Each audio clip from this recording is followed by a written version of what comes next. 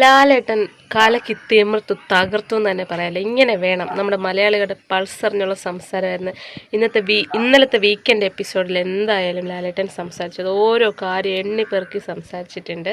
അതിൽ രേണുവിൻ്റെ കാര്യം പറഞ്ഞതും അക്ബറിനോട് സംസാരിച്ചു, അപ്പാനിയോട് അയൽക്കൂട്ടത്തിൻ്റെ കാര്യം പറഞ്ഞതും എല്ലാം നന്നായിട്ടുണ്ട്.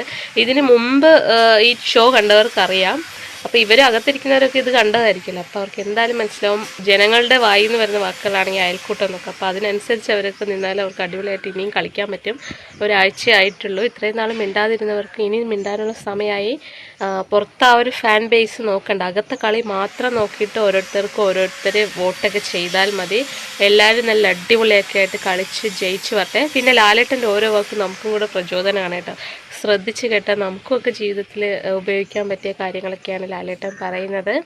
അപ്പം എല്ലാവർക്കും ഓൾ ദ ബെസ്റ്റ്. രേണുസുധീനെ ഇനി ആരും അങ്ങനെയൊന്നും വിളിക്കരുത്. തീരുമ്പോൾ പണി തരാൻ ഞങ്ങളെന്താ കുപ്പിന്ന് വന്ന ഭൂതമോ എന്നൊരവസ്ഥയാണ് ബീബിയിലുള്ള എല്ലാവരുടെയും. എന്നാലും 7ൻ്റെ പണികളൊക്കെ മുറുകട്ടെ, കളിയൊക്കെ അടിപൊളിയാവട്ടെ. Thank you so much.